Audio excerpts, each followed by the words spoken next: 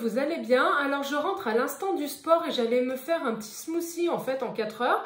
Donc je me suis dit que c'était l'occasion de vous présenter deux méthodes différentes sans avoir le fameux objet, je sais même plus comment il s'appelle, smoothie maker, enfin il doit y avoir un nom. On peut faire en fait nos smoothies à la maison avec des ustensiles très simples et surtout celui-ci, le mixeur plongeant. Et je vais essayer comme ça pour voir avec celui-ci, avec un hachoir. On va voir si ça fonctionne. Je suis plus mitigée pour le hachoir, mais du coup voilà, je vais mettre vraiment les mêmes ingrédients dans les deux appareils et on verra le résultat. Mais écoutez, donc c'est parti, on passe directement à la préparation.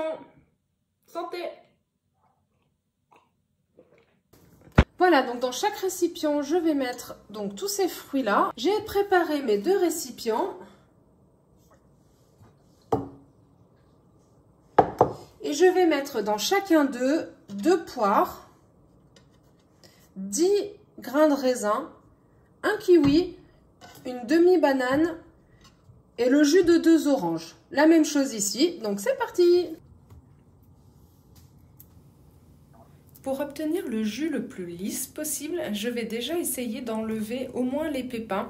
Je ne vais pas m'acharner à essayer d'enlever la peau, c'est trop de boulot, mais au moins déjà, voilà, enlever tout ce qui peut faire granuleux dans le smoothie.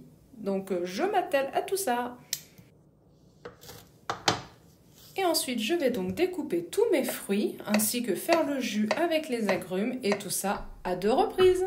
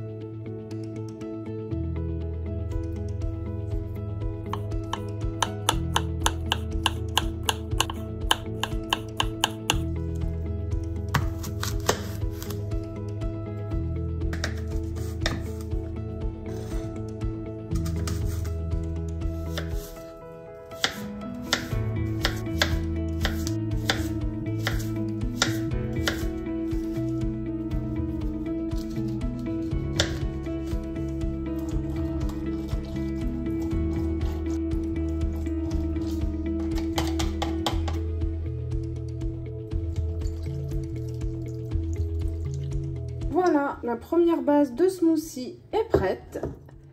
Donc je vais préparer l'autre, on mixe tout et je vous montre le résultat.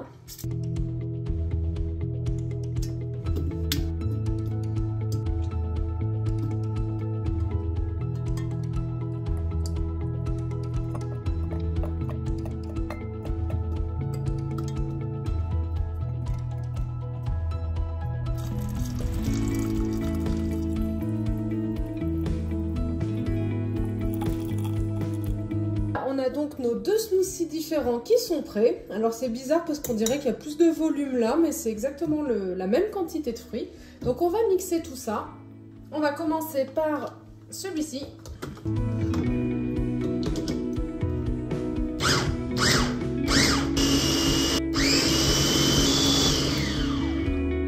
Et on continue par le deuxième.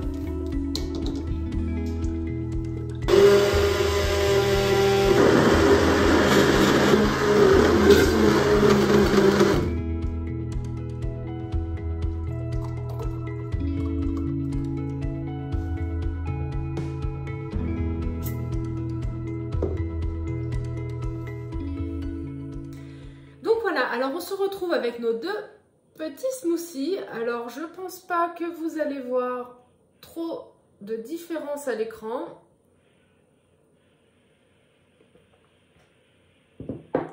Donc on a celui qui a été fait au mixeur et celui qui a été fait au hachoir. On va goûter tout de suite.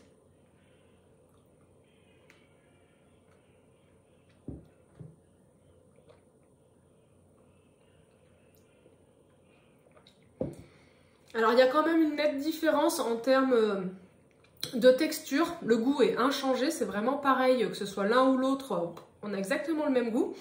Par contre quand même on voit, c'est à prévoir, hein, mais on voit qu'au hachoir quand même, on a un grain qui est quand même plus épais et qui donne un peu plus envie de mâcher, même si ça reste liquide, hein, mais... Moi qui aime bien les choses très lisses, ça me donne envie de mâcher un peu. Mais c'est vraiment un grain... Bon, après, il y a la poire aussi, mais voilà. On voit qu'il y a du grain. Tandis que celui-ci, pardon, fait un peu plus purée quand même. Donc pour moi, on peut faire des smoothies avec les deux. Par contre, vraiment, au mixeur plongeant, c'est nettement plus efficace. Et c'est aussi efficace que d'acheter un appareil exprès. Alors je suis une adepte du moins on a d'appareils, mieux on se porte. Donc honnêtement, c'est clair que je ne rachèterai pas l'appareil spécial pour faire les smoothies. Parce que c'était, si ce n'est aussi efficace, peut-être même légèrement moins. J'ai l'impression que là, avec le mixeur plongeant, on a quelque chose de beaucoup plus fin que ce que j'avais avec l'appareil. Donc, à savoir, vous n'êtes pas obligé d'acheter un appareil exprès qui vous prendra de la place dans les placards. Vous pouvez très bien faire ce genre de petites choses